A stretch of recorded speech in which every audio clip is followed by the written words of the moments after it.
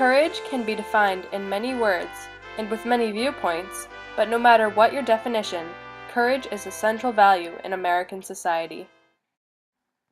The dictionary definition of courage is the ability to do something that frightens one, or to have strength in the face of pain or grief.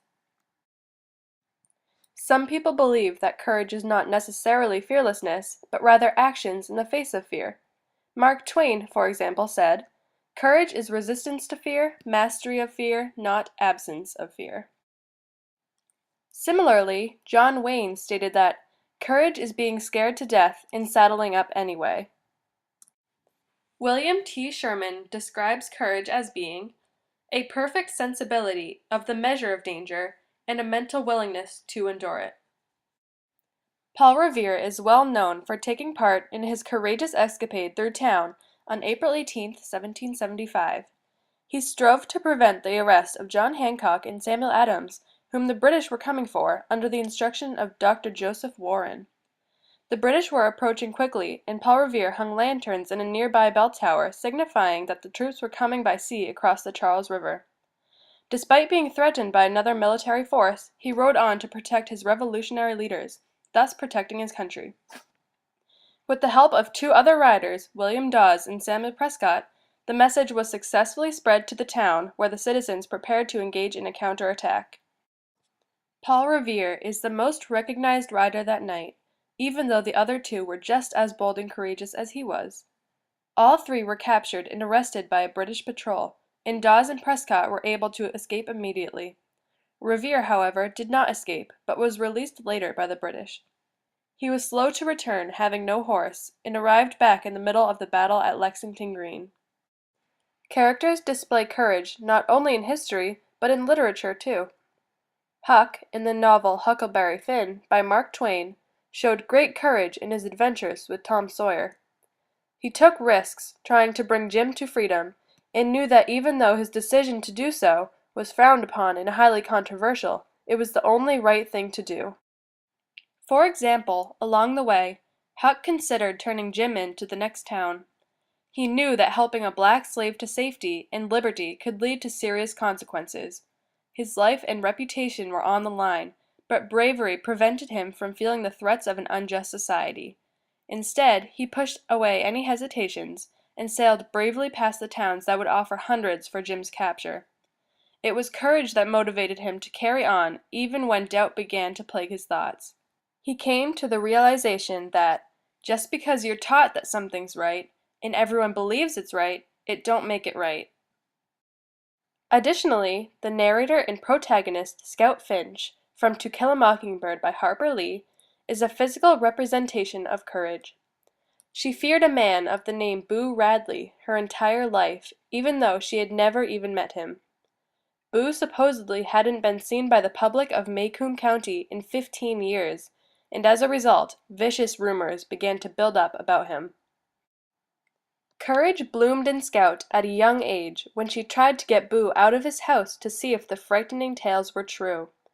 Though her courage wasn't being used for a great cause, it was courage nonetheless, especially since she was just a little girl.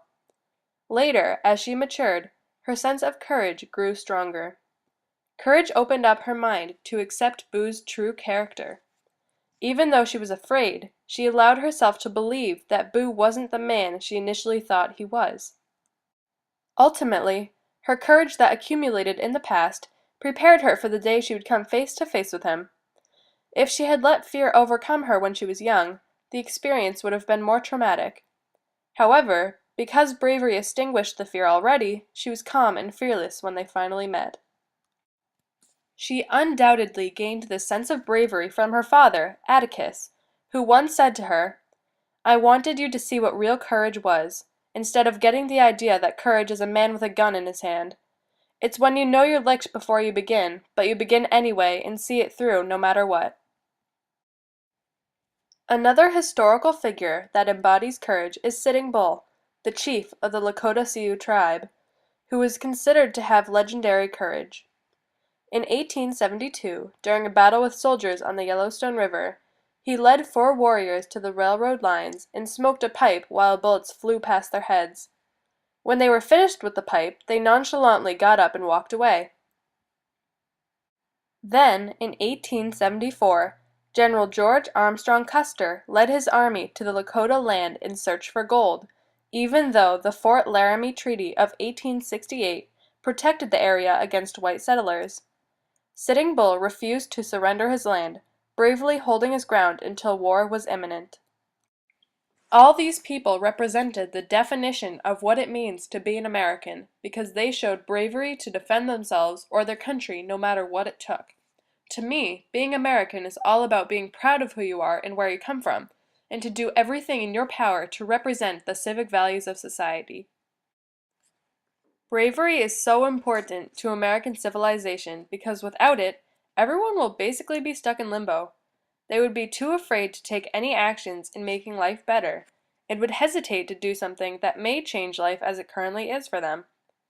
Because all of these characters had bravery inside them, they were able to take steps towards a brighter future both for themselves and for everyone else. If you aren't brave and willing to take chances, you're going to miss out on a lot of once-in-a-lifetime opportunities. Aristotle once said, "Courage is the first of human qualities because it is the quality which guarantees the others." What he means is that without courage, no one would have the ability to achieve any of the other civic values, which include initiative, justice, moderation, perseverance, respect, responsibility, vigilance, honor, and resourcefulness. Paul Revere borrowed the infamous horse from his friend, Deacon John Larkin. Paul Revere was also an amateur dentist. However, contrary to popular belief, he did not construct George Washington's false teeth. By the end of Paul Revere's midnight ride, there were about 40 people trying to spread the warnings. Unfortunately, none of the others got credit. Mark Twain's Huckleberry Finn is named the Great American Novel. Mark Twain liked cats. It took Harper Lee 2.5 years to finish To Kill a Mockingbird.